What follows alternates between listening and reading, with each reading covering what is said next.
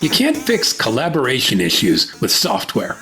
Some tools actually make things worse, stressing the nervous system and putting us all in a perpetual state of fight or flight.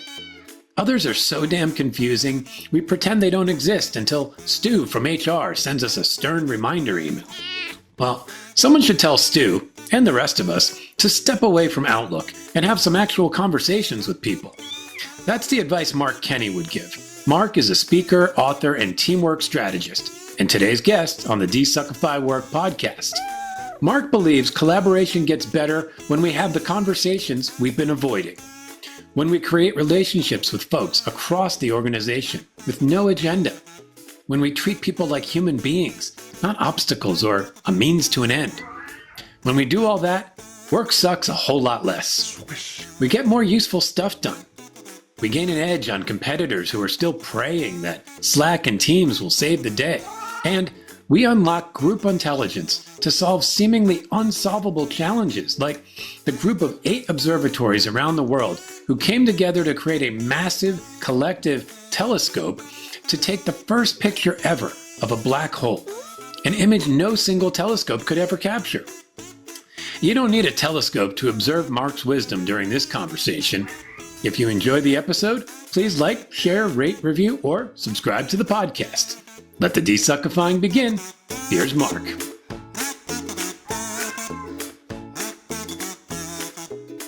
Okay, Mark Kenny, welcome to the DesuckifyWork Podcast. Thanks for having me, TJ.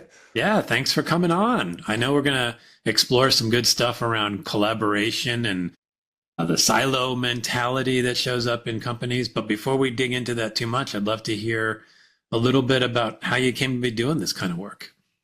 Well, I started off in IT in a kind of an earlier career. Started a little software company, actually, and went into different organizations and found organizations trying to solve collaboration problems with software and tools instead of through people.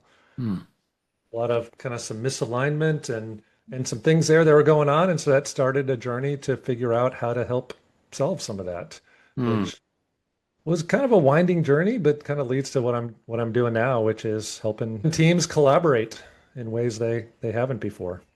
Wow. So that's the short story. I like the short story, and the world needs a lot of what you're doing. I think anybody who spent more than a minute in an office environment knows we could be better at collaboration. What drew you to the more human side of it? You were in the IT world, and people were trying to solve it with technology. What kind of got you thinking, there's a different way? You know, 2 things come to mind when you ask that. One is I got to the point where I felt like I was throwing software over the fence and didn't really feel like I was accomplishing much. And then there's one meeting in particular. One day I was working with, it was actually a government agency, and I met with the leader of the agency, and I met with a couple levels down that afternoon. And it was just a completely different page. Like, so those 2 together, kind of, that's what really got me thinking, because I still remember that day and those meetings. Like, what is a different way to help solve this problem? Because I'm all about software and data and stuff, but I was like, okay, there's a whole other side to this, obviously, but for me, like, there's a whole other side of this that's at play here that we're just not tapping into. Yeah, I mean, I've certainly witnessed the let's throw some software at it mentality, and good software can help. I mean, it does make a difference when you have useful collaboration software, but it's rarely the root, which is what I think you witnessed there. I mean, right. I've noticed that myself, even in a leadership position sometimes, and I hear the conversation in the executive meeting, and then you hear the conversation from your team, and it's like, wow, we are not in the same company almost. What helps close that gap? Well, you mentioned the executive team, and it starts there. Yeah. Because sometimes that executive team isn't collaborating in ways not as cohesive as maybe we should be or think we are, not as clear and aligned as what we think we are. And if that team is not crystal clear with no daylight between us, if we're not having the kind of conversations, like really good conversations, it's really just we're coordinating. We're not really collaborating. And so if that's happening up at the executive team, which oftentimes it is, it's just natural. Yeah. That's going to flow all the way down. Mm. So it really starts there. And Yeah. really, how are we showing up? How can we have better conversations? How can we get, what does it mean to be a, a cohesive team that's really working together? And how do we get clear on what we're trying to accomplish so that we all have the same answers to the same questions? And then filter down from there. So what helps? What helps let's start at the executive level. What helps an executive team learn how to be a better team? The word that came to mind was honesty. Yeah. First of all, like a lot of times, I think we shy away from the conversations, like giving feedback to each other, and just talking about how we're showing up and what we need from each other. I think that's one thing. Another thing is, boy, we're so busy.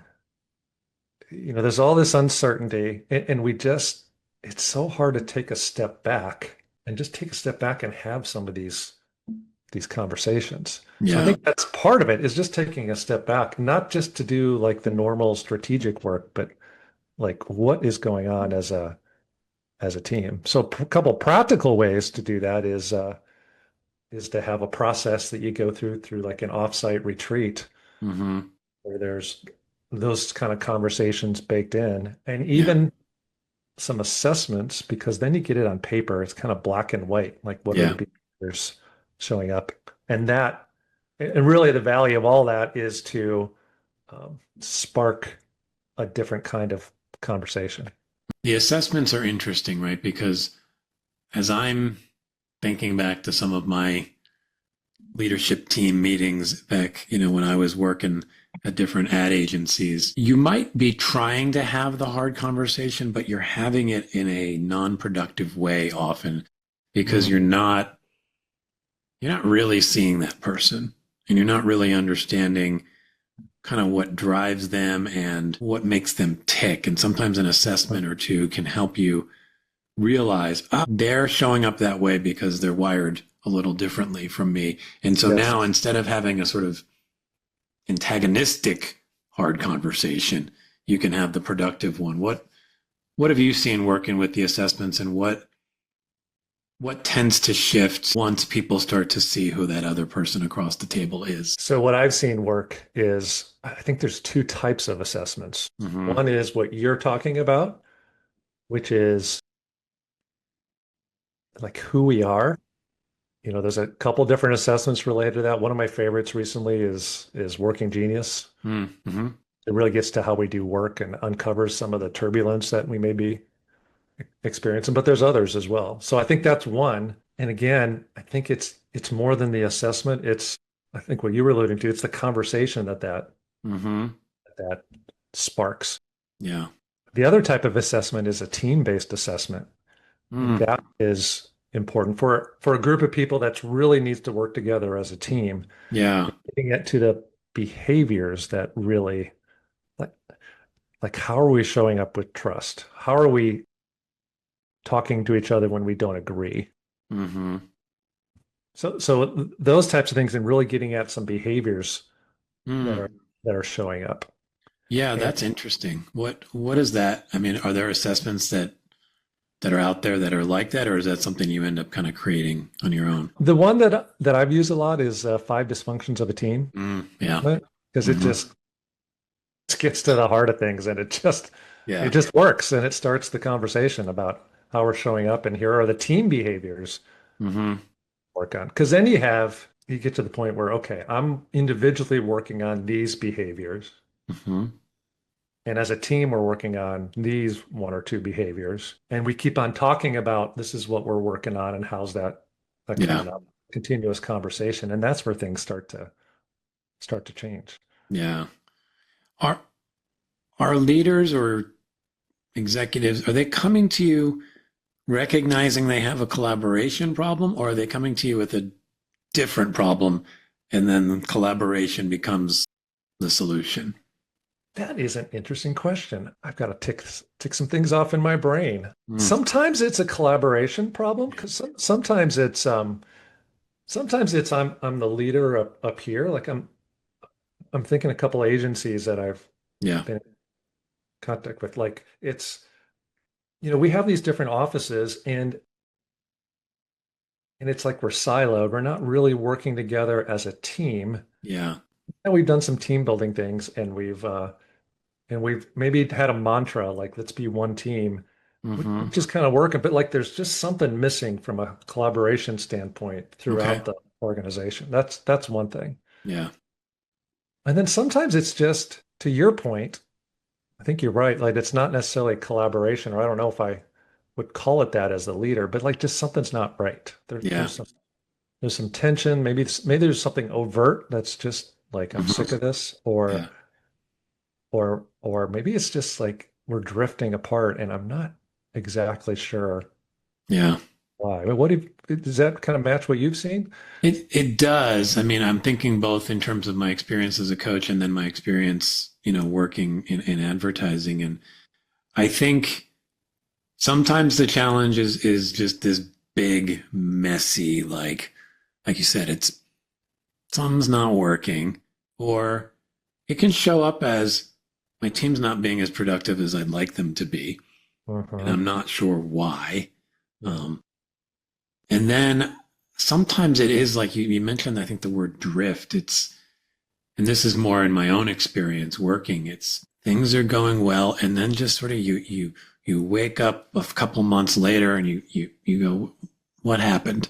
We are not where we were. Yes. And knowing how things are when it's really good Hmm. makes you even more sort of keenly aware of when it's not. And so then you go, I kind of want to get our mojo back. I think that's something I've witnessed. Yeah. Yeah, that's really good. I like how you stated that. Mm. Yeah, I think you're exactly right. Mm. Now, I guess maybe that's the natural state is like if we're not really continuously, intentionally working on it, we're naturally going to drift apart. We're busy, and Yeah. maybe that's the human thing to do. It feels like it. And then we have this weird human belief, at least as I see it, that we should be able to just figure this stuff out. Meaning I shouldn't need help working with other people. I Hmm. think we think like I get along fine generally with people. I should be able to do this. And I think we forget in some ways how unnatural the corporate environment can really be, and bringing that many people together, um, even in the best case where maybe you've got a clear shared mission and a clear sense of what you're trying to accomplish, you're smacking hundreds of personalities together, and we don't actually get a lot of practice at that. When you're in school or growing up, you're not having to work with and navigate and try to accomplish things at a scale like you are when you're in a company with hundreds or even thousands of people. And it's not surprising to me that sometimes we don't do it very well. You use the word practice. It just got me thinking because I'm not doing it now, but I coached high school girls basketball. Mm, And like communication and teamwork and working together is so important. Like you yeah. practice that. Mm-hmm. We don't really practice that at work. We practice doing the work part, but the Yeah. collaboration part, I mean, we're so busy. There's so much stuff being loaded on that Mm-hmm. that kind of makes sense, but we don't really it takes practice to work together. We have to. Yeah. And as you said that, I was thinking because we're so busy and things are so fast, we can shift from seeing our fellow teammates as collaborators, and they can more seem like obstacles. I've Yes. got my list of stuff, and either you're wanting my time and I don't have time for you, or I want something from you, but you're not giving it to me the way I need right now. Hmm. Therefore, I'm annoyed by you and I'm just going to probably bypass you. Or that's when politics starts to explode. I'm going to go around you and I'm going to go above you. Even subconsciously, I think that sometimes happens because in the brain, and I think the way a lot of organizations are set up, You got to do the stuff that's in front of you. You got to do your list. If you don't do your list, you're fired. So the incentives are there to go, I need to get through my list. Job one. I don't really care about the collateral damage, as opposed to, as you describe it, if we practiced and helped people see how we could be more effective at moving through the organization, we might trust that it would work if we did it, you know? And I think it starts with what you said. Like, it's how we view each other. Mm-hmm. Like, we need to reframe that instead of looking at people as obstacles or what we can get from them, like look at them as a human. Like, Yeah. I think we're wired to attach meaning to behavior quickly and make assumptions just Yeah. like as a shortcut. But if we can ask ourselves, like, okay, what's a different explanation for why this person is behaving that way? Or instead of just immediately assigning meaning to it and reframe that in our minds, I think that's one of the first steps in, I mean, like just thinking about people differently, just as Mm-hmm. people instead of as a utility, if I can put it that way. Yeah. No, I think that's fair. And such a simple but eye-opening exercise, I think. Look around and actually see the people in front of you. Yes. Not the job title, not the level in the hierarchy, not that, just see them. Yes. And that alone, suddenly, it's like, oh, well, I might shift how I behave towards that person versus that avatar for this department or this thing I want. Yeah. Yes. Yeah. And I think that, I mean, that's what we want, isn't it? For Yeah. somebody to like look at us as a person and It seems be very interested in us fundamental. and Yeah. understand what life is like. Yeah. It's really interesting. We all want that and crave that, and we somehow don't always project that out Yes. to the world, and then we wonder why we don't receive it Yes. back. Even when we have good intentions to do Yeah. so, we're not Yeah. always. Yeah. I want to speak about your book. I think you wrote it a few years ago, but it has one of the most intriguing titles, The Hippo Solution, which I'm already like, I want to read this. What's the Hippo Solution all about? It's about eliminating territorial thinking Hmm. and unleashing the power of teams in organizations. And when I'm speaking, yeah, I like to have a little bit of fun. I've got a little fun side, and Mm-hmm. hippos are very territorial, Okay. and there's a certain way they mark their territory, which I don't know if I should share or not, but it's kind Okay. of disgusting. Not sure we want to know, but okay. And so that kind of served. I mean, I don't talk about hippos a whole lot in the book, but just kind of Yeah. served as a metaphor for Mm. just our natural tendency to be territorial and put our priorities first and our needs first. It's kind of natural, and Yeah. how we get past that. Mm. Yeah, that seems to come back to the unnatural feeling that we can have when we're in a corporate environment, right? Because Mhm. maybe that's our base territorial instincts going like this should be the Hunger Games or something like that. That's the instinct, right? Instead of like Wow. Yeah. let's work together and do things, and maybe let's not mark our territory, which I think we've all seen some version of that. Maybe not whatever the hippo does, but we all have our way. Yeah. Like I remember doing that. Like I'm sure I still do that in ways, right? Like when I was Mm-hmm. IT, I remember um well, it seems like a long time ago, but the company hired a webmaster. Okay. Remember the term or Yeah, yeah. not? Oh yeah. Contact the And webmaster with issues. and he was like, to us, he was like a I don't know, like a god. Like Yeah. everyone was like, oh, the webmaster.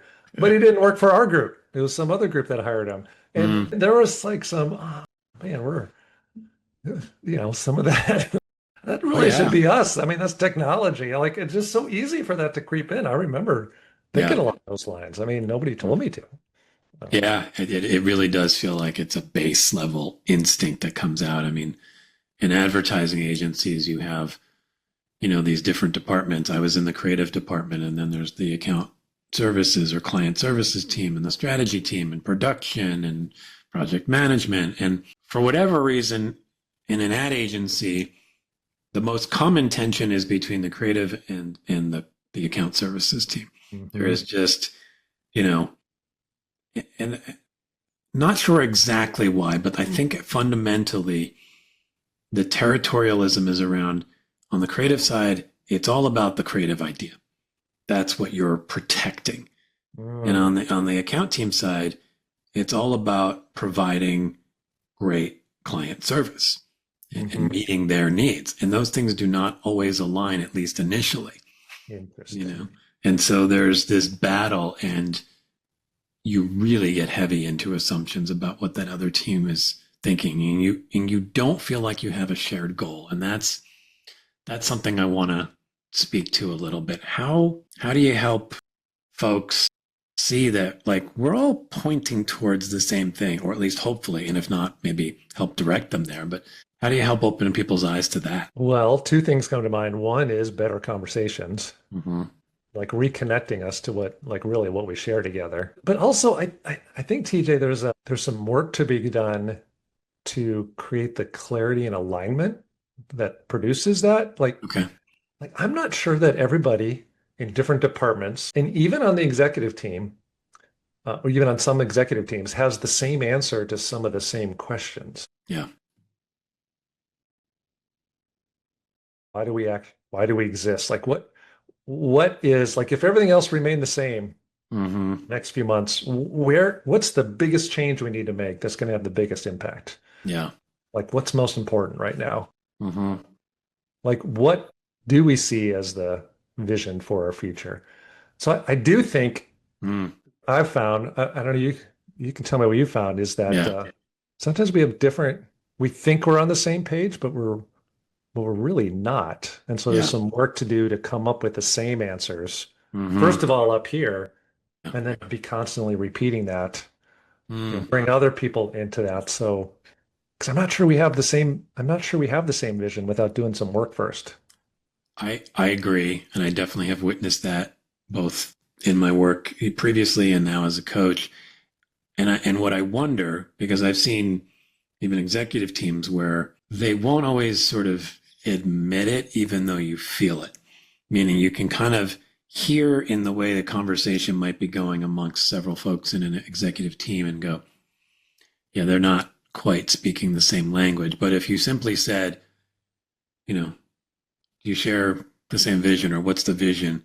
Like, you'd probably like get one person to say, well, it's about, you know, serving the client, blah, blah, blah. And the other person, like, yeah, it's pretty much that.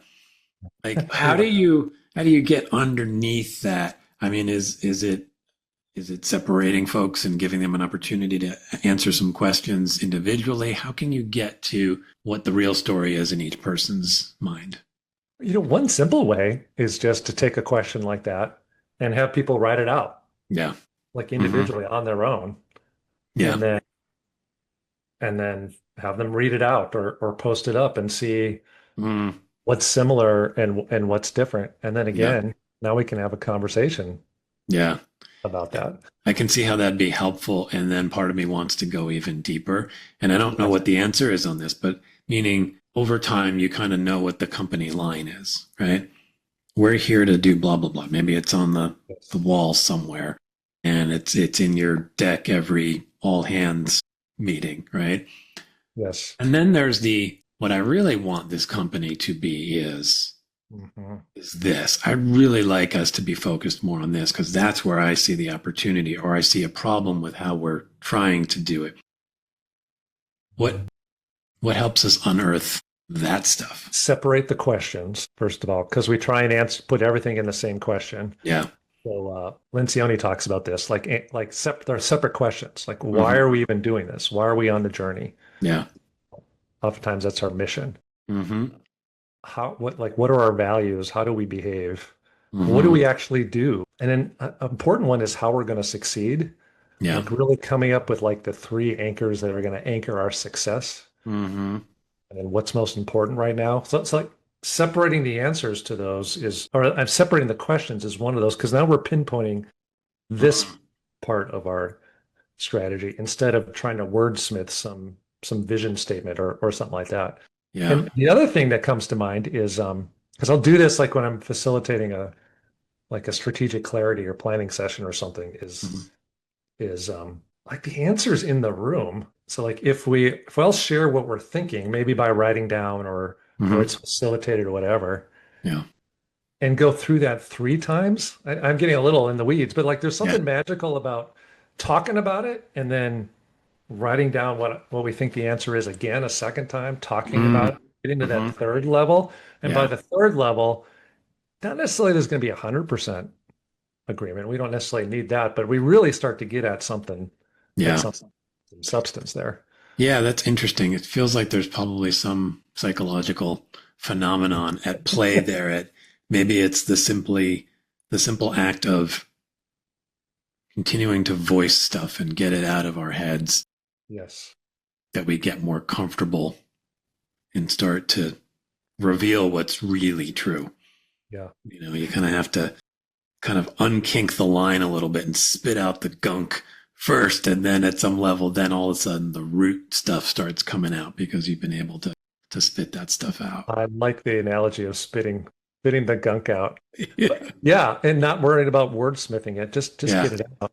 And now Just I'm hearing what other people are thinking. And because sometimes the how do I say this? The kind of the louder ones are going to have more attention, or their ideas maybe bear more weight. So we want to hear from everybody, and everybody feels like they've hmm contributed to it. And now we're yeah. hearing everyone's ideas and talk about it. And oh man, TJ, that was a great idea about spitting out the gunk. And that's better. I like that. Like that Yeah. totally like Mm. so. Yeah. No, I think that makes sense.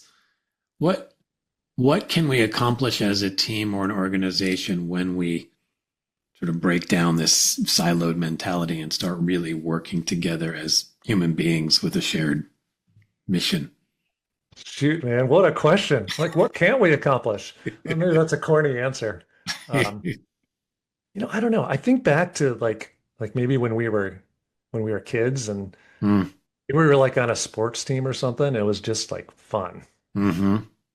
It was like it was just a great experience. I know not all sports teams or dance teams or whatever it is Yeah. are the same experience, but like it's supposed like what you said earlier, it's supposed to work together. So Yeah. what can we accomplish? I think we can actually create an environment that we love coming to on Monday morning. Hmm. We'll look back on someday and be like, man, I really enjoyed working with those people. Feel like we accomplished something together, which feels a lot better than when we're apart or just accomplishing something myself. Yeah. And I think we accomplish things faster Yeah. because we're not, I mean, when we're not aligned, we're not really collaborating, then sometimes decisions get stuck or things slow down. We're revisiting things and because we have Hmm. different ideas and Yeah. priorities. And so over time, we look back and realize, man, we've accomplished a lot Mm.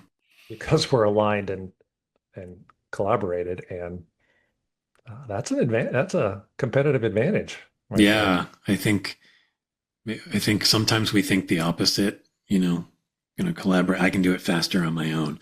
And we don't realize that it's probably because we haven't had good collaboration experiences. And that's been Yeah. our take versus when it's good, it does speed things up. And I think it even unlocks sort of a group intelligence, an ability to see a problem differently or actually Mhm. see a solution that maybe you couldn't see when it was just one person and then another person, then another versus everybody coming together. I think when we talked initially, you mentioned this example of creating a photographic image of a black hole or something like that. Yeah. Okay. Yeah. What was that about again? Sometimes, little secret. Sometimes I'll share that as an example, like when I'm keynoting, for example, Okay. or maybe I'm facilitating a retreat or something. Yeah, I was thinking I should show that right here, but I can't. But so I'll show this image and have people guess what it is, Yeah.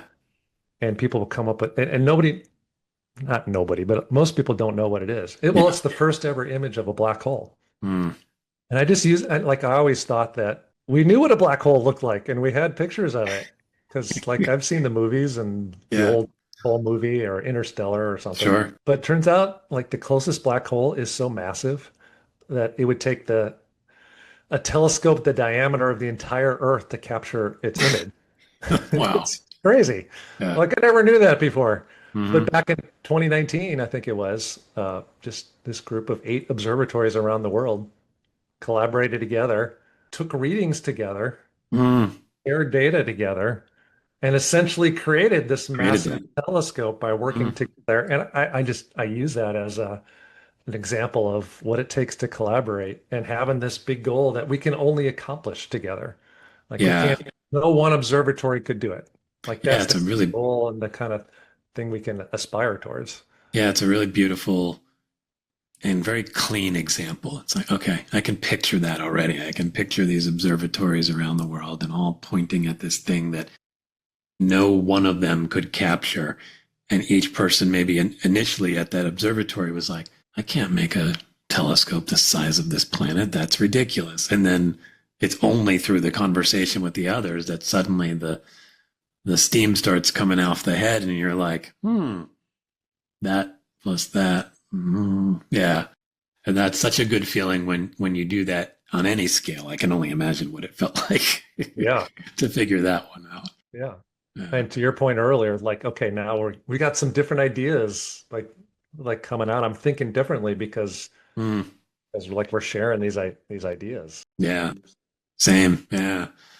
So we talked a bit about sort of the executive level and how we can improve collaboration. Is there anything, folks, a little more junior in the organization? Is there any simple tactical stuff you can do to start improving collaboration there? Yeah.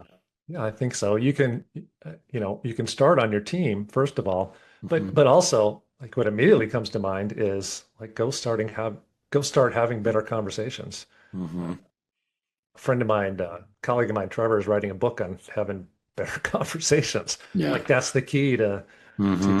engagement and all sorts of things. So like who could you develop a relationship with?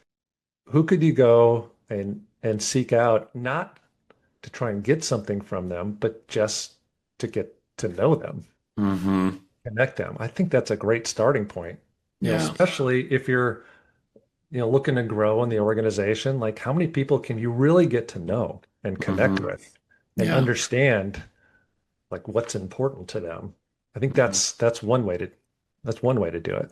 Yeah. It reminds me of the importance, and you mentioned this idea we go so fast, we don't slow down sometimes. And there, I think, is an opportunity to slow down and go have lunch or grab coffee with the person so that you can really see them as another person. Sometimes it's Mhm. like if we just try to talk in the office or whatever or through Zoom, it's tough. And to the extent that you can actually see each other in person, do that. But even on Zoom, the simple act of saying, let's have coffee together or let's have lunch together, even if Mhm. it's through Zoom, is a complete mental shift versus, hey, let's just talk. Oh, this is another meeting. So I'm going to say, hey, how can you help me get the thing by the date, blah, blah, blah. And they're going to say, well, I need you to do this first. And it's going to be one of those conversations. So the mindset shift is important.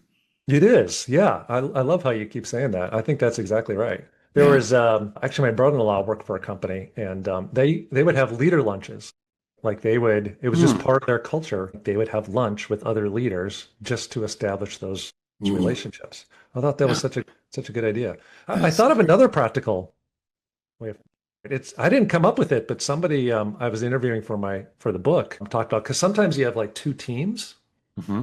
are kind of at odds against each other or having trouble Yeah. collaborating. They need to work together. Maybe even there's some overlap. Hmm.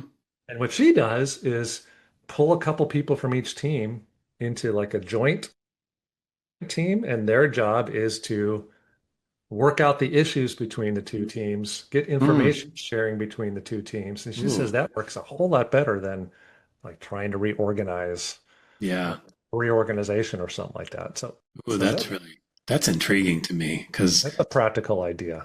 it's super practical and it feels very different and it feels very empowering, meaning you're trusting the few of us to get together and solve this dynamic, which maybe has been going on for years or at least months, where there's this tension. And you may be used to just having the top down approach, like, well, you guys need to work better together. or Yes. else, so, maybe implied there as well, right? Yeah. Yeah. Yep. Yeah. I love the idea of anything where you can invite people to step Yes. outside of their Yes. normal expectations and show up in a different way. Yeah. Jack Welch at GE way back used to have these workout sessions where he call it workouts, where like people from different groups would come together and they just be in the room until they solve a problem and Mm. collaborate together. Yeah. So maybe the answer is how can you pull people together to be Hmm. talking about these Yeah. things, I think whatever it is, that problems. feels like the crux, right? Like just talk more and learn how to do it more effectively, but just constantly put people together. Yeah. So as we start to wrap up here, I know I've asked you a handful of questions. I'd love to give you a chance to ask a question to our audience. Oh, yeah, yeah. I would love to do that. My question for the audience is, when was the last time your team had a conversation you've never had before, but really needed to? Ooh, I like that one. That feels like a thinker. I need to dwell Is on that that a too much little of a bit. thinker? No, I think it's perfect. I love thinkers.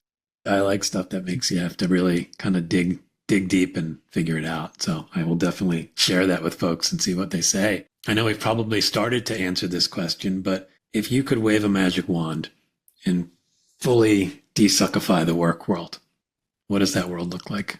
That's such a great picture. You have great pictures now. Desuckify the work world. It's a great thing you came up with there. Thank you. Two things came to mind with that. One is like on Sunday night, I'm excited to go Monday morning. Yeah. Like I'm excited to get back involved and collaborate with the team. Mm. And then two is like if you just think back on the best team experience you've had, like when we were young, or like maybe play in an adult sports league and it's just fun and it works. Like whatever it is, like it's Yeah. like that's the way teamwork should be. Mm-hmm. So it would be that. It would be that same feeling. I It like would be that. like we're working together. We're working to achieve the championship. I'm a sports guy. Yeah, I love it. I'm a sports guy as well. So Yeah. Well, I think you're nodding to something, and I think you maybe even mentioned it earlier, that it's fun when we're playing together on a team. I mean, I know that it's not always maybe, but a lot of those experiences can be really fun. And I think we forget that you can bring that same energy into the workspace. Work can be fun. I mean, that's part of what I talk about. The reason I use language like Desuckify is because I'm trying to introduce to people that work does not have to be this boring, dull, hard slog. It can actually be fun. And in fact, to your point of when you're in that zone, it's better. And you do more and you accomplish more. Yeah. I like that. I like how the work that you're doing and the spin that you're putting on that. I think you're exactly right. So speaking of fun, one thing I like to ask my guests to do also is to make a sound effect. If you listen to the show at all, you'll hear cat meows and other things going on. But I always include something from the guest if they're willing to do it. So are you game for giving us a sound effect? When I first saw that question, I was like, what? A sound effect? But I was like, okay, this is good. This is fun. I could do that. Yeah. So I was thinking I love basketball. So I was thinking of like when a team works together, like the result of that is like a perfect swish. Yeah. So that's my sound. Now, can you do it? Can you make the sound? I'm going to try. I just practiced a little bit. So the sound would be swish. I like that. There is something decompressing about that sound, right? It lightens the load the same way if you do it in basketball, it feels like, ooh, that was nice. Oh. So I like that. It feels oddly desuckifying in its own way. So I think that's a perfect sound. Well, there you go. There's my sound. So where can people track you down, Mark, and learn more about the work you're doing around collaboration and all this good stuff? Two places, Mark S. as in Stephen, Kenny.com. And then that's my LinkedIn profile as well. So connect with me on LinkedIn. I'd love for you to connect with me on LinkedIn. Mark S. Kenny.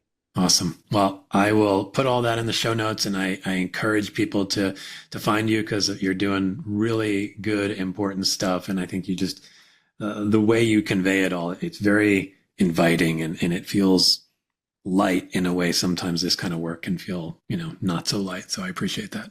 You're welcome. Thanks for having me. I really enjoyed the conversation with you. Yeah, likewise. Thanks, Mark. We'll talk soon. Okay. Bye-bye. Thanks, everyone, for tuning in to the DesuckifyWork Podcast. And a huge thanks to Mark for bringing humanity and generosity to the show.